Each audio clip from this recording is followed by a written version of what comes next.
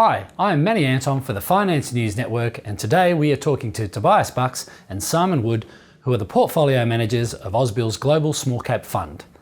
Tobias and Simon, welcome back to the network. Thanks. Thanks, Manny. Good to be back.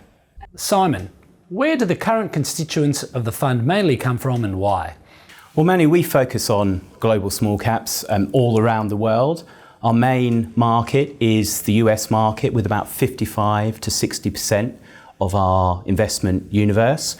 We also focus on Europe and the UK and a number of countries within the Asia Pacific region, including Japan, Australia and New Zealand.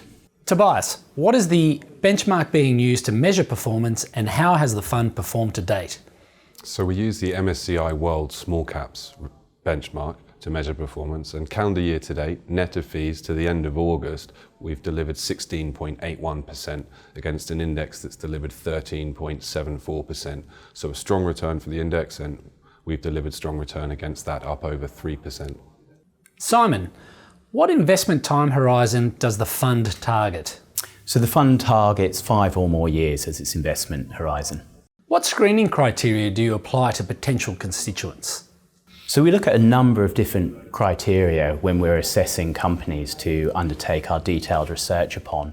We look at quality, growth and valuation criteria, but very importantly we also look at liquidity criteria as well, to make sure the companies that we're investing in have the market liquidity there so that we can trade in and out of those names easily.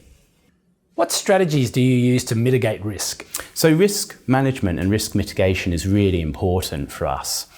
Firstly, we think about diversification. So we want to have lots of great investment ideas within the fund, but also we want those ideas to be uncorrelated.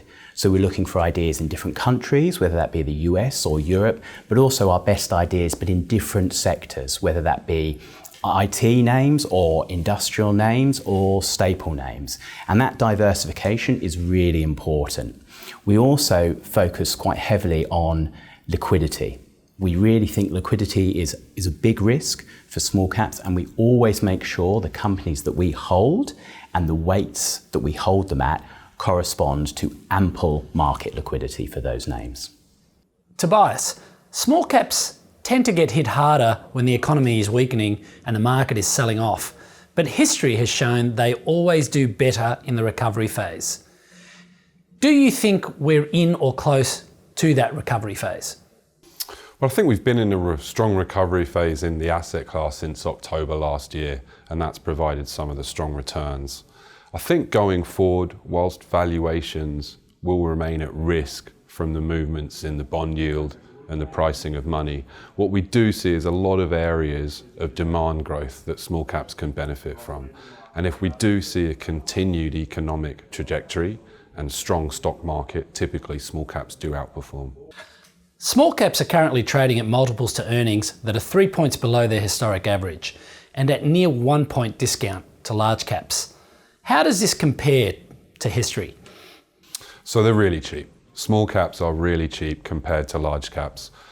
And if you look back in time, small caps can trade at discounts to large cap, but when they do start outperforming large caps, they do go on a bit of a tear for a while. And I suppose the most recent example is in 2003, when small caps were last trading at this sort of valuation discount to large caps. And from 2003 onwards, we saw a robust period of over 10 years outperformance of small caps as yields increase and as the price of money increased. Where do you see the greatest opportunities going forward?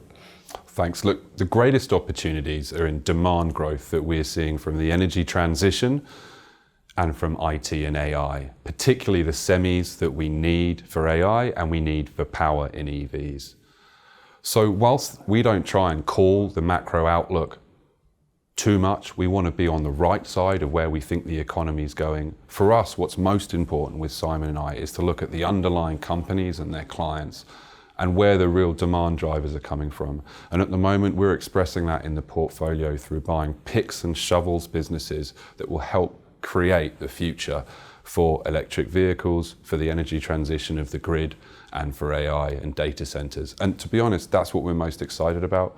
We've got some great returns already this year from those sorts of businesses, and we think going forward, This isn't a 1 or 2 year demand cycle. We think this is a 3 to 10 year demand cycle in those key areas of the energy transition and the investment in the grid, and in the semiconductors you need for EVs and data centers for AI.